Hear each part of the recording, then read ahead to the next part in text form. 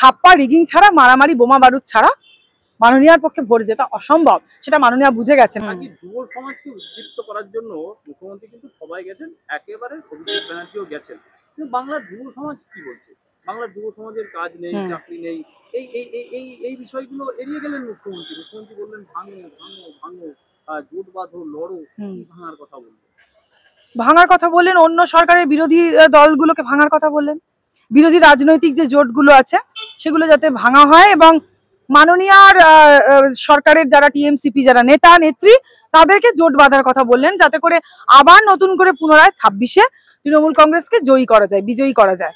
দেখুন, মাননীয়ার যে ন্যাক্কারজনক রাজনীতি, এটা কিন্তু আমরা দেখেছি যে কলকাতা বিশ্ববিদ্যালয়ের যে মেন হেড অধ্যাপিকা, তিনি কিন্তু একজন গোল্ড মেডেলিস্ট, এবং তিনি কিন্তু স্বনামধন্য একজন শিক্ষিতা মহিলা, এবং তিনি এটাও বলেছেন যে ভয় যেমন খুব ছোঁয়াচে, ঠিক সেরকম সাহসও কিন্তু খুব ছোঁয়াচে।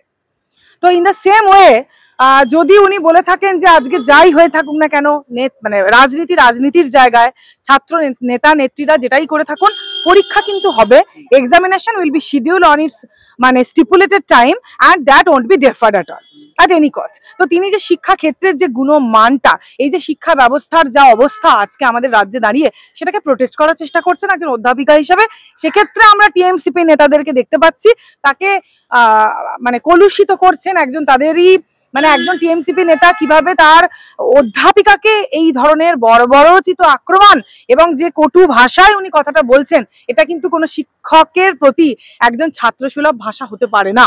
তো সেই ক্ষেত্রেই কিন্তু আমরা এটাই বলবো যে মাননীয়া মমতা বন্দ্যোপাধ্যায় মহাশয়া এই রাজনীতি করান, যিনি বলছেন যে সব ভাঙো ভাঙো ভাঙো, সব ভাঙো, আর তোমরা একা জোট বাঁধো, তোমরা একসঙ্গে জোট বাঁধো, কি ভাঙাবেন?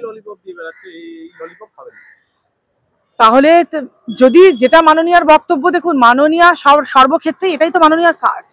যদি ললিপপই দিয়ে বেড়ান, তাহলে মাননীয়াই তো তাহলে ললিপপ দিয়ে বেড়াচ্ছেন। এই রাজ্যের মানুষকে ট্যাব দিয়ে, সাইকেল দিয়ে, তাদেরকে মানে আরো মাননীয়ার ক্ষেত্রে আমরা অনেক রকমের কিন্তু রুচিশীল নয় যে ধরনের কথাবার্তা শুনেছি, যেমন যে হ্যাঁ প্রেম করছে, খারাপ কথা কি হতেই পারে, করছে। এটা মাননীয়া মুখ্যমন্ত্রী মহাশয়ের মুখে কি এই কথাটা শোভা পায়? এই কথাগুলো মাননীয়াকে আমরা এও বলতে শুনেছি বহু ক্ষেত্রে, ধর্ষণ তো ছোটখাটো ঘটনা, এটা তো কমন ব্যাপার, আমরা সকলেই জানি। তাহলে যে রাজ্যের কালচারটাই, শিক্ষা ব্যবস্থাটা, শিক্ষার যে পরিকাঠামো, সেটাকেই কোমরটাকে ভেঙে দেওয়া হয়, ভুল লুণ্ঠিত করা হয়, তাহলে সেই মাননীয়ার রাজ্যে দাঁড়িয়ে মাননীয়া কোন পার্টি ললিপপ দিচ্ছেন তার দেখার দরকার।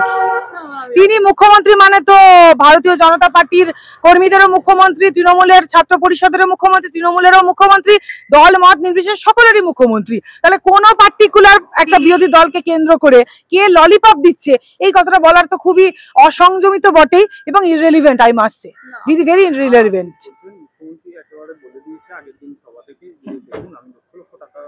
মাইনা পেতে পারতাম, কিন্তু আমি কিছুই নিই না সরকার থেকে, এক পয়সাও নিই না, এবং গান এবং কবিতা এবং ছবি এই লিখে এবং বিক্রি করে তার সংসার চলে যায়। সেটা মাননীয় অনেক কিছু বলেই দাবি করবেন, তাহলে মাননীয় সরকারের যে দুর্নীতি, আজকে শিক্ষামন্ত্রী হিসাবে এবং স্বাস্থ্যমন্ত্রী হিসাবে যে ফেলিওরের জায়গাটা মাননীয় রাজত্ব থেকেই উঠে আসছে। আজকে অভয়ার ধর্ষণ কাণ্ডের ঘটনা থেকে শুরু করে কসবা ধর্ষণ কাণ্ড, যেখানে কিন্তু আমরা দেখছি যে শিক্ষা প্রতিষ্ঠানে একজন নারী ধর্ষিতা হচ্ছেন, যেখানে আমরা দেখতে পাচ্ছি একটি নারী তার কর্মসংস্থান, কর্মের জায়গায় গিয়ে, কর্মক্ষেত্রে গিয়ে সে কিন্তু আজকে ধর্ষিতা হচ্ছে এবং খুন হতে হচ্ছে, পলিটিক্যাল মার্ডার এবং রেপের শিকার হচ্ছে। কারণ সত্যিকারের ঘটনাগুলো জানার জন্য, সরকারের মুখোশটাকে ওপেন আপ করে দেওয়ার জন্য, মানে এই যে জাল ওষুধের কারবার থেকে শুরু করে আরো যা যা ন্যাক্কারজনক দুর্নীতিগ্রস্ত সরকারের যে রূপটা, সেটাকে চোখের সামনে এনে দেওয়ার জন্য তাদেরকে কিন্তু মৃত্যুবরণ করতে হচ্ছে। তো মাননীয়া কি বলতে চাইছেন যে আমার ছবি এঁকে গান এঁকে, মানে গান গেয়ে বা ছবি এঁকে আমার সংসার চলে যায়? কাকে ডিফেন্ড করছেন মাননীয়া? নিজেকে ডিফেন্ড করছেন। একজন মাননীয় মুখ্যমন্ত্রী মহাশয়কে নিজেকে ডিফেন্ড করতে হচ্ছে কেন? কেন ডিফেন্ড করতে হচ্ছে? কারণ মাননীয় মুখ্যমন্ত্রী মহাশয় তার ব্যাপারে একদমই কনফিডেন্ট নন। তিনি জানেন যে চোরেদের রানীর যে তকমাটা, সেটা মিলে গেছে এবং সেটা প্রমাণিত হয়ে গেছে। যখন চোরেদের রানী তকমাটা প্রমাণিত হয়ে যায়, তখন কিন্তু মানুষকে এই ধরনের ডিফেন্স মেকানিজম নিতে হয়, যে না না আমি তো কিছুই জানি না, ওই সেই ঠাকুর ঘরে কে রে, আমি তো কলা খাইনি, একটা প্রবাদ আছে না আমাদের বাংলায়, এটা তো মনে হচ্ছে। মাননীয় এই কথার কি উত্তর দেওয়া যায় বলুন? মানে এটা কি ইররেলিভেন্ট রাজনৈতিক প্রশ্ন? একটা রাজনৈতিক প্রেক্ষাপটে দাঁড়িয়ে উনি এখন সকলকে এসে জাহির করে বেড়াচ্ছেন নিজেকে ডিফেন্স মেকানিজম ওনার, যে উনি খুব উনি খুব মানে হোয়াইট পলিটিক্স করেন আর কি, মানে মানে উনি প্রচন্ড নিট অ্যান্ড ক্লিন, মানে গঙ্গা দিয়ে কিছু বয়ে যায়নি, মানে ওনার দেখানোর চেষ্টাটা যে উনি একদম সতী সাবিত্রীর জায়গাটা হোল্ড করে আছেন। তাহলে এই রাজ্যের এই অবস্থা কেন? তাহলে মাননীয়ার সরকারে দাঁড়িয়ে ছাত্রদের এই অবস্থা কেন? আজকে আমাদের সিটিজেনদের এই অবস্থা কেন? আজকে আমাদের জনগণের এই অবস্থা কেন? কি বলছেন মাননীয়া? সুন্দর রাজনীতি সময় সময় বদলে যায়। আমি একটু আগে ফ্ল্যাশব্যাকে যদি চলে যাই, 1998 সাল, তখন অটল বিহারী বাজপেয়ীর সরকার এবং এই রাজ্যে মমতা ব্যানার্জি তখন তৎকালীন দেখেছি আমরা একেবারে কংগ্রেসের জীবনের ছেড়ে এসে এই রাজ্যে জোট হলো। এই যে জোটের হাত ধরাধরি পরিবারের মধ্যে কি অশান্তি বাঁধলো, এই যে বিরাট পরিবার ভেঙে গেল এবং বরাবরই এই যে জোট থেকে আজকের বিরোধী দল, আসলে মাননীয় ব্যক্তিতান্ত্রিক রাজনীতিতে বেশি বিশ্বাস করেন, মানে ব্যক্তিগত ক্ষমতায়ন আই মাস্ট সে। তারা কিন্তু কোনো দেশ বা জাতির জন্য লড়েন না। জোটটা মিস করেন মানে উনি তো নিজের ব্যক্তিগত রাজনৈতিক ফায়দা লাভের জন্য তো উনি জোট ভেঙেছেন। বুঝুন ব্যাপারটা। মাননীয়া কি জানেন না? মানুষের বিবেকের কাছে মানুষ কিন্তু জানে এটা ঠিক এটা ভুল, মানুষ ডেফিনেটলি জানে। মাননীয়াও জানেন, তিনি একটা রাজ্যের এত বড় একটা জায়গায় রয়েছেন, তিনি মুখ্যমন্ত্রী, তিনি আমাদের মানে রাজ্যটাকে চালাচ্ছেন, চালিকা। তিনি জানেন এটা হতে পারে, এটা অবিশ্বাস্য। তিনি ব্যক্তিগত গণতন্ত্রে বিশ্বাস করেন, তিনি ব্যক্তিগত ক্ষমতায়ন চান, ব্যক্তিগত প্রচার চান। তিনি প্রচারের মুখ বলে কিন্তু তিনি পুলিশ মন্ত্রীর পোস্টটা ছাড়েননি, মুখ হিসাবে তিনি রয়ে গিয়েছেন। এবং তিনি স্বাস্থ্যমন্ত্রীর যে পোস্ট, এই যে পোস্টগুলো, এই পোস্টগুলো কিন্তু তিনি এবং স্বরাষ্ট্রমন্ত্রী বলুন, এই যে পোস্টগুলো, এই পোস্টগুলো বাই ফেস কিন্তু তিনি ছাড়বেন না। তিনি কিন্তু এই পোস্টগুলো অ্যাকোয়ার করার জন্য খুব লোভী। একমাত্র প্রধানমন্ত্রী যা মুখ্যমন্ত্রীর বাড়িতে এসেছিলেন, একেবারে টালির বাড়ি ছিল তখন, অটল বিহারী বাজপেয়ী চলে এসেছিলেন তার মায়ের আশীর্বাদ নিতে।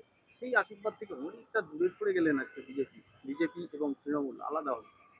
দেখুন ব্যাপারটা হচ্ছে রাজনৈতিক কারণে যখন রাজনৈতিক প্রেক্ষাপটের মধ্যে চাপান উত্তরণ একটা থাকবে। আর প্রথম কথা হচ্ছে রাজনৈতিক সহমর্মিতাবোধ বলে একটা জিনিস আছে। আজকে কিন্তু মাননীয়ার যদি আজকে অসুস্থ হন, তাহলে আমি বিরোধী দলের রাজনীতি করি বলে মাননীয়াকে আমরা যদি তার পা ভেঙে গেলে দেখতে যেতে না পারি, বা তুমি আজকে ধরো এসএফআই কে সাপোর্ট করো, সাপোজ আমি অ্যাজ অ্যান এক্সাম্পল বলছি, আমি বা তুমি ধরো আরেকটা অমুক XYZ আরেকটা দলকে তুমি ধরো সাপোর্ট করো, তার মানে এটা নয় যে আমরা মনুষ্যত্ব হারিয়ে ফেলবো। রাজনীতি definitely good politics is for the human being, for humanity.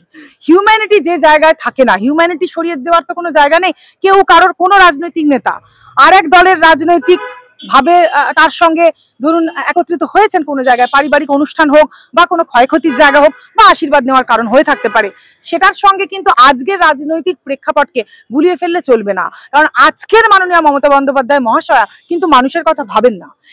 Mamata Bandyopadhyay মহাশয়াকে কিন্তু মা মাটি মানুষ নির্বাচিত করেছিলেন এই আশায় যে তিনি মা মাটি মানুষকে সুরক্ষা দেবেন এবং মমতার যে সাগর সেটাকে কিন্তু তিনি ছড়িয়ে দেবেন। আমি নিজে দেখেছি যখন ছোট থেকে বড় হয়ে ওঠা, আমাদের বাড়িতে যারা হাউস হেল্প থেকে শুরু করে তারা সকলেই বলতেন আমরা মাননীয়াকেই চাই, মমতা বন্দ্যোপাধ্যায় মহাশয় সরকারকেই চাই, কারণ উনিই পারবেন কিছু পরিবর্তন করতে। কিন্তু আজকের দিনে দাঁড়িয়ে মাননীয়ার যে মমতাময়ী রূপটা সেটা একেবারেই কিন্তু মানে খুলে গেছে মানুষের কাছে। ক্ষমতার গ্রহণের যে আশায় তিনি কিন্তু হিংসাত্মক হয়ে পড়েছেন, মানুষকে তিনি মানুষ বলে বিবেচিত করছেন না।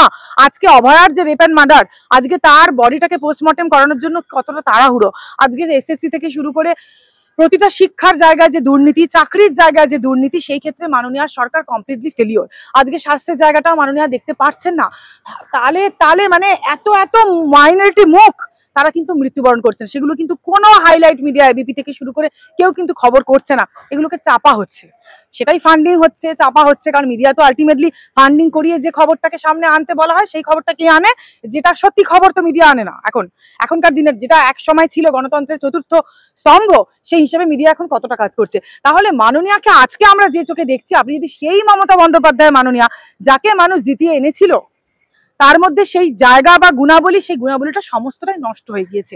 এই তৃণমূল কংগ্রেস দলটা যখন উনি এতদিন ধরে করছেন এবং তৃণমূল কংগ্রেসের যে অভিযান সেটাকে তিনি সাফাই তো করতে পারেননি, উপরন্তু এই জায়গায় কিন্তু দুর্নীতির একটা আখড়া তৈরি করে বসেছেন। তো দুর্নীতির যে আখড়াটা তৈরি করে বসেছেন সেই ক্ষেত্রে দাঁড়িয়ে মাননীয়ার পক্ষেও কোনো কাজ করা এবং মানুষকে জাস্টিস দেওয়া কিন্তু সম্ভব নয়, এটা আমরা বুঝতে পারছি। মাননীয়া নিজেও সেটা জানেন যে তিনি ফেলিওর, তাই তার ভয়, তাই তার অতটা ডিফেন্স মেকানিজম, সবসময় নিজেকে ডিফেন্স মেকানিজমের জায়গায় থেকে রেখে নিজেকে ডিফেন্ড করার একটা সিস্টেম। তার কেন মানুষের উপর ভরসা নেই? কেন ভোটে ছাপ্পা রিগিং করতে হচ্ছে? কেন পোলিং এজেন্ট বসতে দেওয়া হচ্ছে না? কেন বোমা বারুদের কারখানা তৈরি করে রাখা হচ্ছে গোটা পশ্চিমবঙ্গটাকে? এই যে কিছুদিন আগে আমাদের যে বাচ্চা মুসলিম বোনটি তামান্না, তাকে যে আজকে খুন হতে হলো নৃশংসভাবে, কেন মাননীয় সাহস করতে পারছেন না? তার তো আজকে এটা তিনি ভাবলে পারতেন যে ভোট সঠিকভাবেই হোক, আমার বুকে বল আছে, আমি সেই জায়গাটা উইন করব, কিন্তু না, ছাপ্পা রিগিং ছাড়া, মারামারি বোমা বারুদ ছাড়া মাননীয়ার পক্ষে ভোট জেতা অসম্ভব। সেটা মাননীয়া বুঝে গেছেন, মানুষ সেটা অবশ্যই উত্তর দেবে 26-এ।